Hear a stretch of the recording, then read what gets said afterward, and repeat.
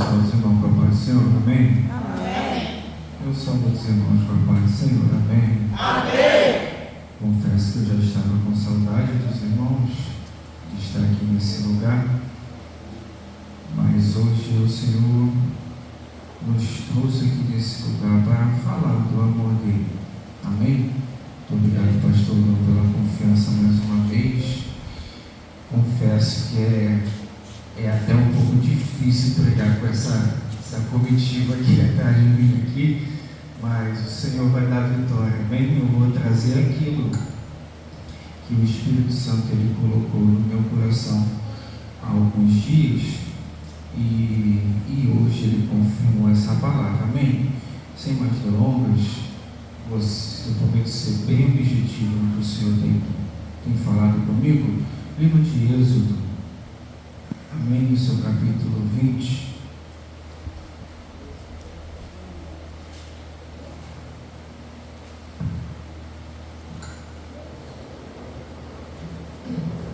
Vou ler apenas 2 versículos rapidamente, só para não tomar muito tempo. Amém? Êxodo capítulo 20, verso de número 18 e 19. Amém? Aquele que achou, diga amém. Amém. Graças a Deus. E diz assim a palavra do Senhor: e todo o povo ouviu os trovões, e os relâmpagos, e o sonido da buzina, e o monte fumegando. E o povo, vendo isso, retirou-se e pôs-se de longe. E disseram a Moisés: fala tu conosco, e ouviremos, e não fale Deus conosco, para que não morramos. Amém? Podemos assentar em nome de Jesus. A palavra do Senhor ela nos traz um episódio que Moisés ele nasceu com um propósito de ser libertador do povo de Israel. Mas como todo propósito em alguém, surgem adversidades, surgem dificuldades. Logo antes um pouco do nascimento de Moisés e depois um pouco do nascimento, o rei soube que havia uma promessa de um libertador. E esse libertador, até um pouco antes do seu nascimento, ele sofreu uma perseguição, porque Herodes mandou matar todas as crianças de 5 anos para baixo, porque ele queria eliminar aquele que iria libertar o povo que estava cativo em suas mãos. Ao nascimento de Moisés, isso aconteceu. Muitas crianças morreram por conta que Herodes não sabia quem ia ser o libertador. E veio a calhar que Moisés nasceu, cresceu, mas chegou um período da sua vida que a sua mãe não conseguiu manter perto dela por conta que os soldados do rei estavam a todo momento passando para lá e para cá e poderiam ouvir o choro daquela criança, e aquela criança que seria o libertador do povo poderia vir a morrer. Então ela fez o quê? Colocou Moisés num cesto, botou ele no rio e o lançou. Não à sorte, porque nós sabemos que Joquebede cria no Deus Todo-Poderoso. Ela sabia que o nosso Deus iria proteger aquele a quem ele entregou a promessa. Só que Moisés, ainda recém-nascido, não sabia que tinha essa promessa sobre a sua vida. No trajeto do rio, a filha do rei acha aquele cesto com aquele menino e o leva para dentro do palácio. E essa criança, que outrora tinha um decreto de morte, ela pôde viver. Ela conseguiu a sua liberdade de vida por meio do livramento que o Senhor Eu e você muitas das vezes sofremos perseguições, passamos por situações por termos algo sobre nós que o Senhor Ele tem colocado. É um chamado de pregar, é um chamado de louvar, é uma responsabilidade com o departamento, e muitas das vezes a gente acha que nessa perseguição toda, que tudo isso que está acontecendo vai nos matar, mas quando a gente se lança aos pés do Senhor, temos o livramento. Deus Ele nos dá o escape em meio às situações que acontecem na nossa vida. E Moisés, ele começou a crescer dentro do palácio. Ele teve os melhores estudos, as melhores influências, cresceu. Mas o diferencial de Moisés é que ele estava dentro do Egito, mas o Egito não estava dentro dele. O diferencial de Moisés é que ele viveu uma parte da sua vida dentro do Egito, mas o Egito não conseguiu contaminar. Porque o Egito ele pode ter uma influência muito grande naqueles lá de fora, mas em você, o Egito ele não consegue permanecer. Em você que é separado, escolhido pelo Senhor, o Egito pode até chegar na porta, mas é da porta para trás, ele não consegue adentrar. Porque o Senhor ele tem promessa em mim, em você, de nós também sermos libertadores daqueles que estão lá fora cativos, na mão da Babilônia, do Egito, na mão daquele que está segurando para que ele não venha ser liberto das amarras que o segura naquele mundo. E você e eu somos responsáveis por aqueles que estão lá fora, em pregar o Evangelho para que elas venham se libertar, se converter e receber a salvação por meio de Cristo Jesus.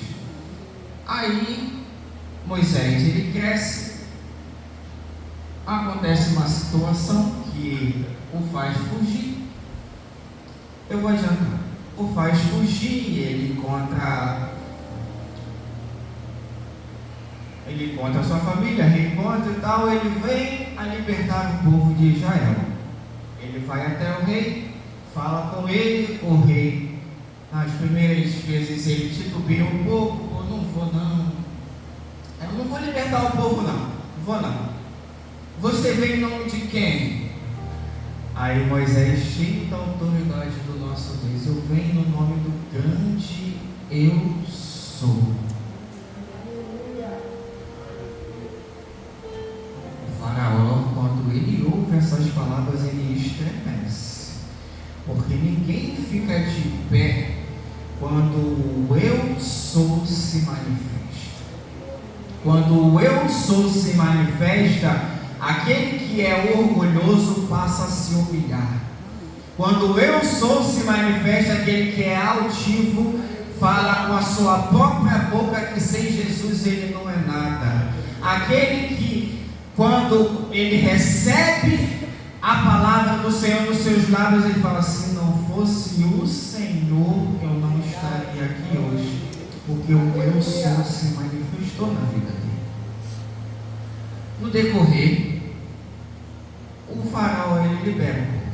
Vai, eu libero o povo. Depois da primeira, segunda, terceira, quarta, quinta, sexta, sétima praga, ele libera o povo. Vai, leva esse povo daqui, porque esse povo ele está me trazendo maldição. Leva com ele.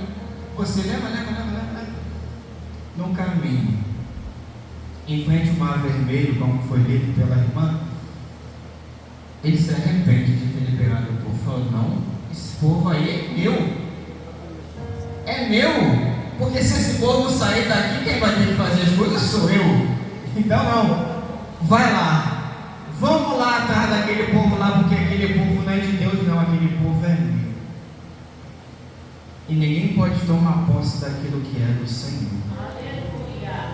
Ninguém pode falar que é teu aquilo que o Senhor apenas lhe emprestou para determinado momento. Meu Deus! esse dom que você tem não é teu não, é emprestado para servir ao Senhor. Aleluia. Aquilo que o Senhor colocou na tua mão, Ele vai requerer. E aí de nós, se enterrarmos aquilo que o Senhor nos deu para granjear. Então Faraó vai até atrás do povo, o povo passa no meio do mar vermelho a pés enxutos. Quando ele vai achando que vai conseguir alcançar o povo, o Senhor fecha o mar em cima dele. E a vitória é do povo de Deus. Do outro lado, eles cantam a vitória.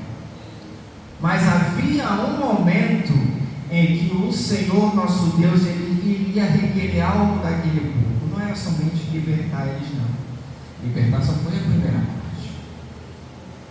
O Senhor não quer só você aqui nos cultos, só porque Ele te livrou da Babilônia, só porque Ele te livrou do Egito, não.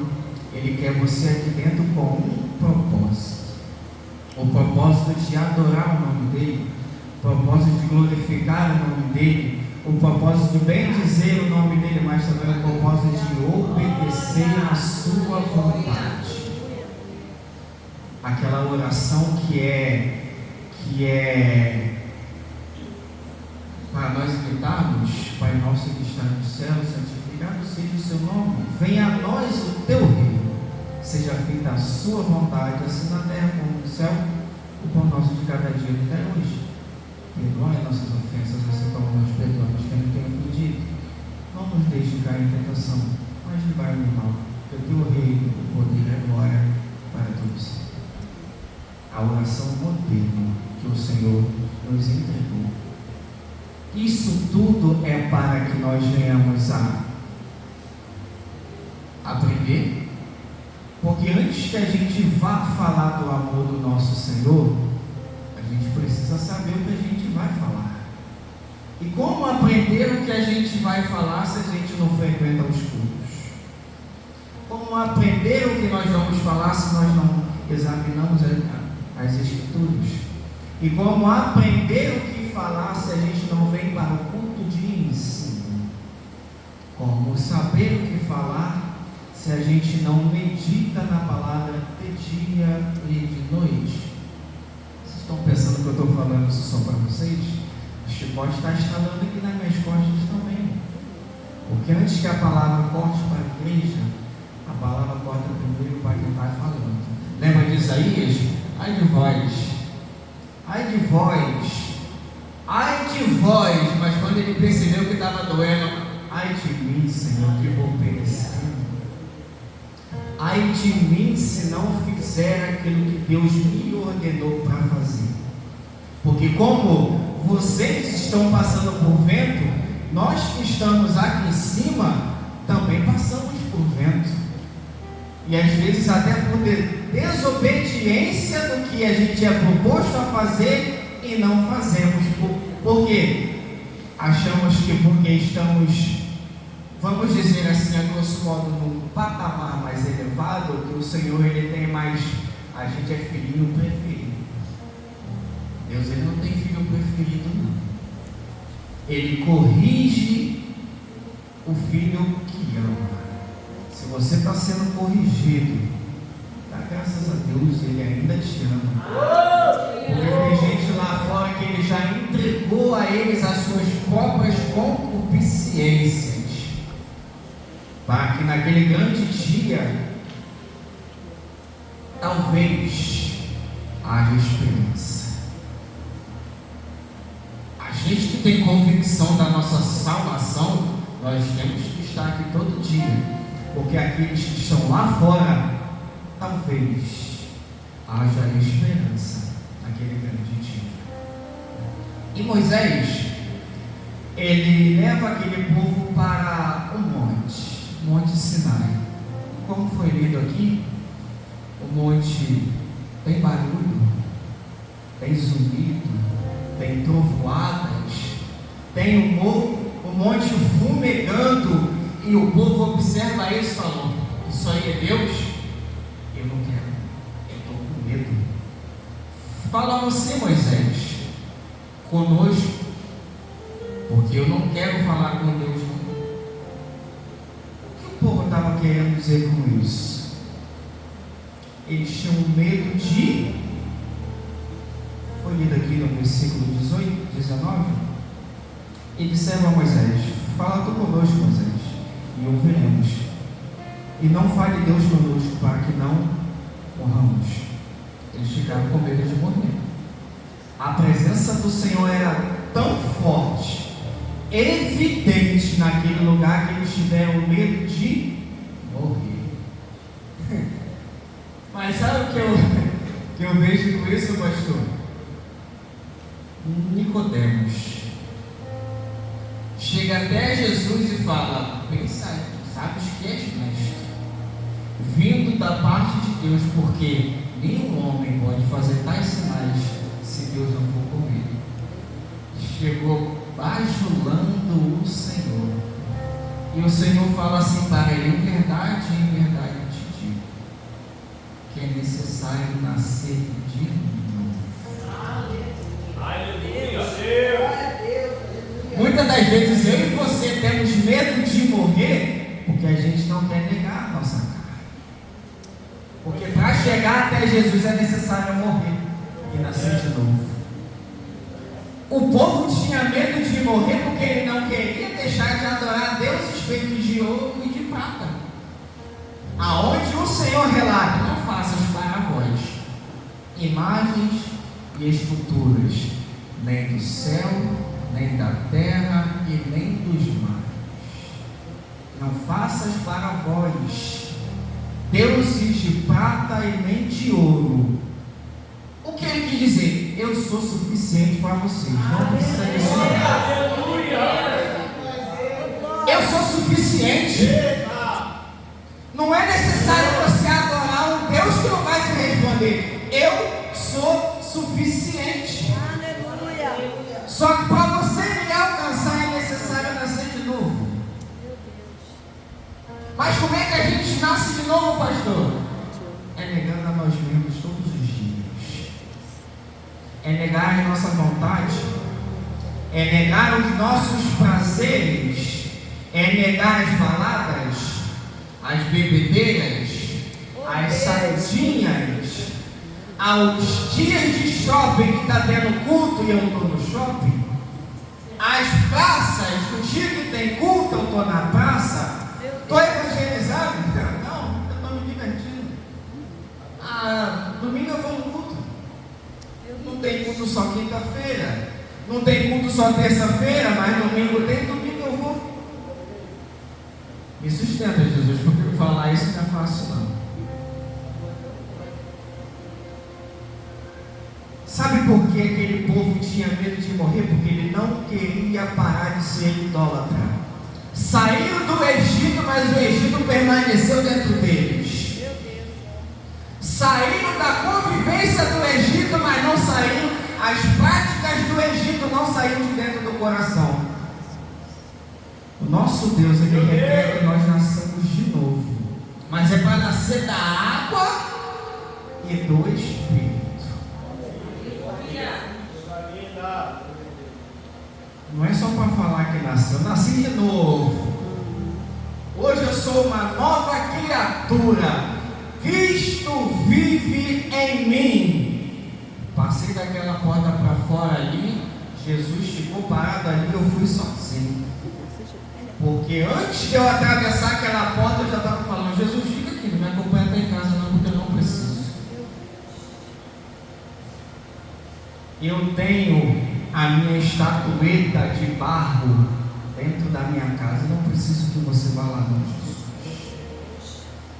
Quando a gente nega ao Senhor para adorar a nossa estátua que está lá em casa, nós dizemos para Ele assim: Senhor, para nós você não é suficiente. Mas para o povo aqui Ele falou: vocês não precisam disso, eu sou suficiente. Na sua angústia eu estou lá, eu posso te ajudar. Na sua frustração, eu estou lá do seu lado. Nas suas questões que você não consegue resolver, eu resolvo. você, mas eu preciso ser suficiente na sua vida. Eu preciso ser suficiente na sua vida. Porque muitas das vezes sofremos algo, correndo para o irmão que não pode resolver nossa situação. Muitas das vezes estamos precisando de algo, corremos para outro irmão que não pode resolver a nossa situação. E esquecemos do Senhor. E o Senhor só está esperando você aqui, ó. Dá licença rapidinho, pastor, que eu gosto de falar, mas eu gosto também de mostrar. O Senhor está aqui, ó. Conversa comigo, meu filho. E você está na casa de fulano, na casa de Beltrano, falando tudo aquilo que você deveria contar para o Senhor sentado do seu lado. Porque o Senhor, Ele está no mesmo lugar nos esperando. Quem não foi no ponto de encontro? Foi Deus ou foi Adão? Quem não estava lá era Adão. Senhor, nosso Deus pergunta: Adão, Adão, onde tu estás? O Senhor, Ele quer ouvir os seus lamentos. O Senhor, Ele quer ouvir as suas frustrações. O Senhor, Ele quer ouvir aonde você acha que você não consegue para abandonar aquela prática. O Senhor, Ele quer ouvir da sua boca aonde você não está conseguindo, para aquilo que está tentando te impedir de chegar na casa do Senhor seja lançado por terra. Porque antes do Senhor se movimentar para fazer algo por você, nós precisamos elevar as nossas questões a Ele. Lançai sobre mim todas as vossas ansiedades, aquilo que te deixa ansioso, porque é muito difícil esperar pelo amanhã, né, pastor? Amanhã, você recebeu uma notícia que amanhã vai ter uma porta aberta. Hoje você já está querendo ir lá nesse endereço que te deram. Amanhã alguém quer falar alguma coisa com você, você já está indo na casa dele hoje para saber o que é, porque você não suporta que chegue amanhã. O amanhã, ele não me pertence, não te pertence, ele pertence ao Senhor. E se amanhã você não acordar, aquela porta de emprego vai ser aberta para outra pessoa. E se amanhã eu não acordar, aquilo que o irmão queria dizer, ele não vai dizer mais. Se Jesus voltar para mim hoje, a minha ansiedade ela pode atrapalhar de eu entrar no reino dos céus. Eu vou confessar para vocês, eu sou bastante ansioso. Às vezes eu fico em casa em tremeliques. Mas eu, na minha mente, eu tento ocupar ela com outras coisas para que eu não venha pensar na ansiedade. Porque a ansiedade é um dos pontos que mais me atrapalha de enxergar o meu Deus na situação que eu estou vivendo. Porque eu fico sujeito àquela questão e fico me sujeitando a olhar para baixo. Enquanto o meu Jesus está igual Pedro, olha para mim. Olha para mim. Eu posso resolver a sua situação. Mas se você ficar cabisbaixo, você vai perder a noção do quão grande é o nosso Deus. E Ele não é só grande não, Ele é poderoso para fazer aquilo. Tudo aquilo que até pensamos ou até o que imaginamos. Você acha essa situação impossível para você resolver? Entrega nas mãos do Deus do impossível. Você acha que esse diagnóstico médico ele é final? Entrega na mão dos médicos que você pode ver que a resposta pode ser outra. Você acha que essa situação ela vai te matar? Esse mar turbulento ele vai afundar o teu barco? Clama ao Senhor. Jeremias 33. Clama a mim. E responder-te-ei e anunciar-te-ei coisas grandes e firmes que ainda não sabes. Só que muitas das vezes a gente acha que tem fé, mas a gente só crê.